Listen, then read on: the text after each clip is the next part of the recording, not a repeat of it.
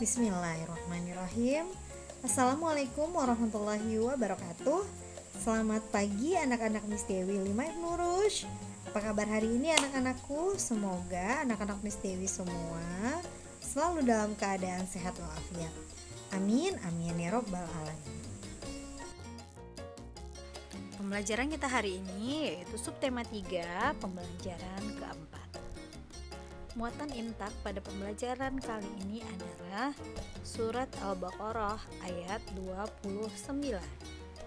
Tujuan pembelajaran kita hari ini yaitu anak-anak mampu menjelaskan perilaku yang sesuai dengan Pancasila, kemudian anak-anak mampu menjelaskan pengaruh letak geografis bagi kebudayaan dan transportasi masyarakat Indonesia, dan anak-anak mampu membuat karangan dengan mengembangkan ide pokok.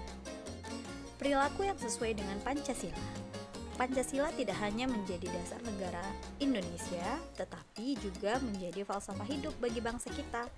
Nilai-nilai yang terkandung dalam Pancasila merupakan suatu cerminan bagi kehidupan masyarakat Indonesia dan menjadi bagian yang tidak terpisahkan dari kehidupan bangsa Indonesia.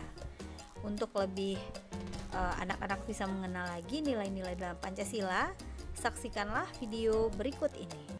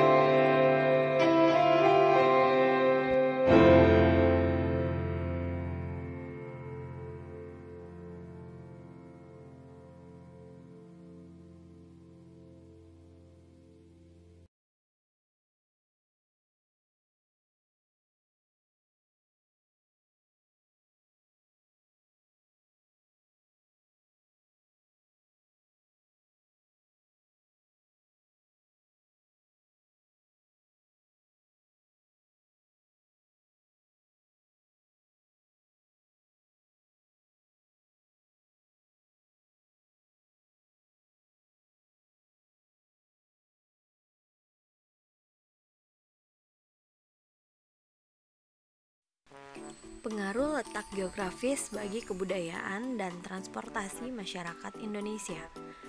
Letak geografis Indonesia yang amat strategis memberikan pengaruh terhadap keragaman budaya yang ada. Selain itu, terdapat beberapa faktor yang mempengaruhi keragaman budaya Indonesia. Antara lain adalah sebagai berikut. Yang pertama, letak strategis wilayah Indonesia. Yang kedua, keragaman suku bangsa. Ketiga, perbedaan kondisi alam. Dan yang keempat, keragaman agama yang dianut dalam masyarakat. Keragaman budaya yang ada di Indonesia ternyata juga memberi dampak positif dan negatif loh anak-anak. Apa saja dampak positifnya? Yang pertama, dampak positifnya adalah menjadi bagian dari kekayaan bangsa, menjadi daya tarik wisatawan yang berkunjung ke Indonesia, dan bahasa daerah yang beragam. Sedangkan dampak negatifnya adalah mudah masuknya kebudayaan asing, generasi muda cenderung mengenal dan mempelajari budaya dari luar. Dan yang ketiga, banyaknya terutama generasi muda yang mencampur adukan bahasa Indonesia dengan bahasa asing. Untuk anak-anak lebih mengetahui dan lebih jelas lagi, kita saksikan video berikut ini ya anak-anak. Halo semuanya. Hari ini kita akan belajar tentang pengaruh kondisi geografis Indonesia sebagai negara maritim dan pengaruh kondisi geografis Indonesia terhadap budaya dan alat transportasi. Yang pertama kita bahas adalah pengaruh kondisi geografis Indonesia sebagai negara maritim. Indonesia merupakan negara maritim. Tahukah kalian apa itu negara maritim? Negara maritim adalah negara yang memiliki perairan yang luas. Luasnya perairan di Indonesia berpengaruh pada mata pencaharian masyarakatnya. Berikut adalah berbagai jenis mata pencaharian masyarakat daerah pesisir. Perhatikan. Yang pertama ada nelayan, ada petani garam, ada petani kelapa, ada pembudidaya mutiara, ada juga pedagang, dan ada juga pemandu wisata atau turis guide. Tidak hanya mempengaruhi kondisi ekonomi, negara maritim juga mempengaruhi kondisi sosial seperti pertukaran budaya. Pertukaran budaya terjadi saat melakukan transaksi jual beli. Para pedagang yang menetap akan membawa adat budaya dari daerah asalnya. Berikut adalah dampak positif dan negatif akibat pengaruh kondisi geografis Indonesia terhadap kondisi sosial masyarakat. Kita bahas yang pertama, dampak positif. Yang pertama, memudahkan komunikasi dan interaksi antar masyarakat. Dampak positif yang kedua, pengaruh budaya yang baik dari dalam atau luar daerah sehingga memperkaya keragaman budaya. Nah, berikut adalah dampak negatifnya. Yang pertama, hilangnya budaya asli karena tergerus oleh budaya luar. Dampak negatif yang kedua, munculnya budaya-budaya baru yang belum tentu sesuai dengan budaya setempat.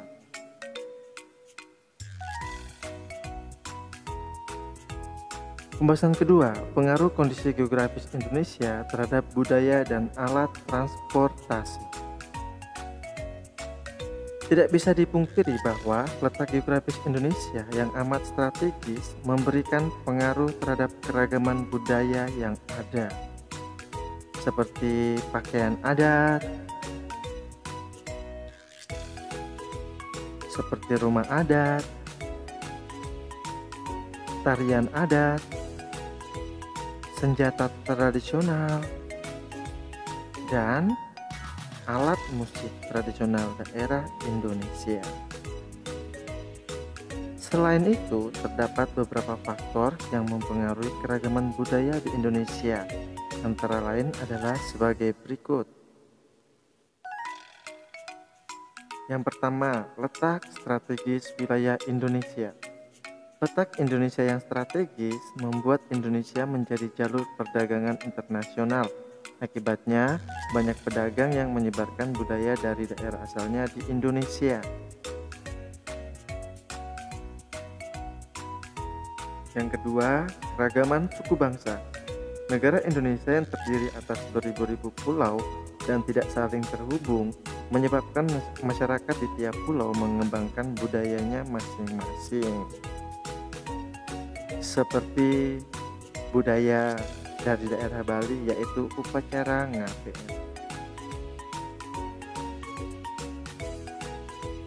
Yang ketiga, perbedaan kondisi alam. Kondisi alam yang berbeda, misalnya pantai, pegunungan, dataran tinggi, dan dataran rendah, menyebabkan masyarakat memiliki perbedaan kebiasaan dan budaya, misalnya pernikahan, kelahiran, dan budaya kematian.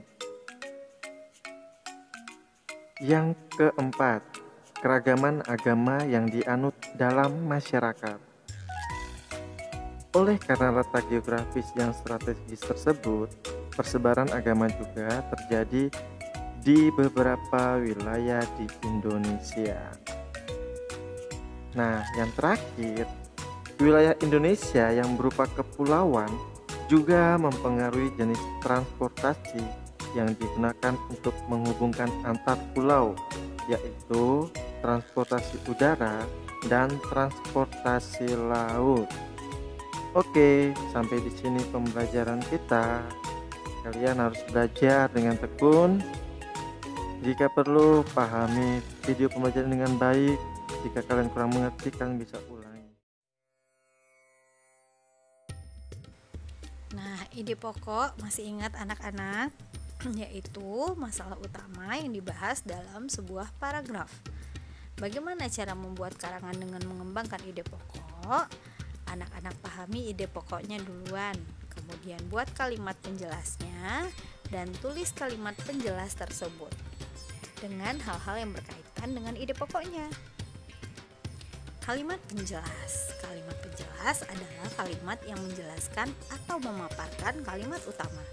Ciri kalimat penjelas yang pertama merupakan pendukung gagasan pokok. Yang kedua, kalimat penjelas diletakkan setelah atau sebelum kalimat utama. Kemudian kalimat penjelas ada kaitannya dengan kalimat sebelumnya.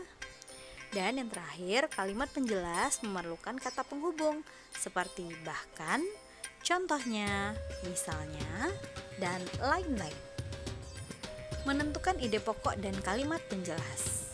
Kita lihat contoh berikut ini ya anak-anak. Di sini ada sebuah paragraf, bisa anak-anak baca.